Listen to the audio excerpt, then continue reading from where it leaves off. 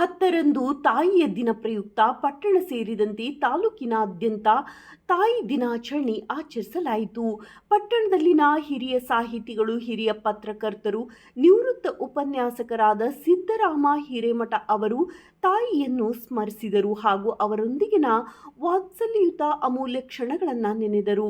ತಾಯಿಯವರ ಆದರ್ಶ ಗುಣಗಳನ್ನು ಕೊಂಡಾಡುತ್ತಾ ಅವರಿಗೆ ಶ್ರದ್ಧಾಪೂರ್ವಕ ಭಾವುಕತೆಯಿಂದ ನುಡಿ ನಮನ ಸಲ್ಲಿಸಿ ವಂದಿಸಿದರು.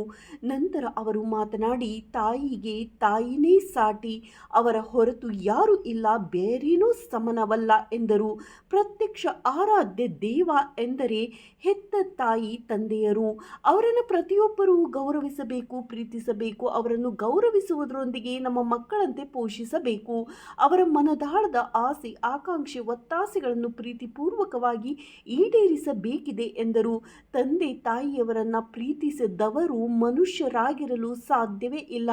ತಂದೆ ತಾಯಿಯನ್ನ ಸಂತೋಷ ನೆಮ್ಮದಿಯಿಂದ ನೋಡಿಕೊಳ್ಳದವರು ಕೋಟಿ ತೀರ್ಥಗಳನ್ನು ದೇಗುಲಗಳನ್ನು ಸಂದರ್ಶಿಸಿದರೇನು ಫಲ, ದಾನ ಧರ್ಮಾದಿ ಯಜ್ಞ ಯಾಗಾದಿಗಳನ್ನು ಮಾಡಿದರೇನು ಫಲ ಎಂದು ಪ್ರಶ್ನಿಸಿದರು.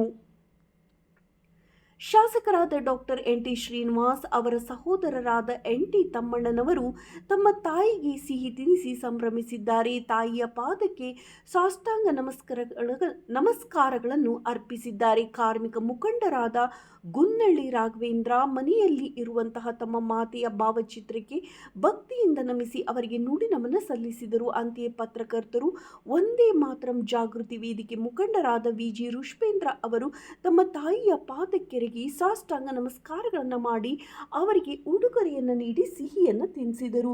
ಈ ಸಂದರ್ಭದಲ್ಲಿ ಸಹೋದರಿ ಅಕ್ಕ ಮಹಾದೇವಿ ಹಾಗೂ ಸಹೋದರಿಯ ಪುತ್ರ ಇದ್ದರು.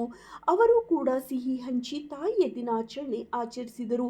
ಅದೇ ರೀತಿ ಪಟ್ಟಣ ಸೇರಿದಂತೆ ತಾಲೂಕಿನಲ್ಲಿ ವಿವಿಧೆಡೆಗಳಲ್ಲಿ ಗಣ್ಯರು, ವಿವಿಧ ಮುಖಂಡರು, ಹೋರಾಟಗಾರರು, ಅನೇಕ ಸಾರ್ವಜನಿಕರು ತಾಯಿಗೆ ಸಿಹಿ ಹಂಚಿ ಉಡುಗೊರೆ ನೀಡಿದ್ದಾರೆ. ಹಲವರು ತಾಯಿಯ ಪಾದ ಪೂಜೆ ಮಾಡಿ ತಾಯಿಗೆ ನಮಿಸಿದ್ದಾರೆ. ಬಹುತೇಕರು ದೇವರಲ್ಲಿ ವಿಶೇಷ ಅರ್ಚನೆ, ಪೂಜೆಗಳನ್ನು ಮಾಡಿಸುವ ಮೂಲಕ ಪ್ರಾರ್ಥಿಸಿ ಶುಭ ಕೋರಿದ್ದಾರೆ.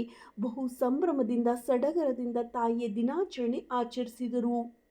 ವರದಿ ವಿ.ಜಿ. ರುಷ್ಪೇಂದ್ರ, ಕೂಡ್ಲಿಗಿ.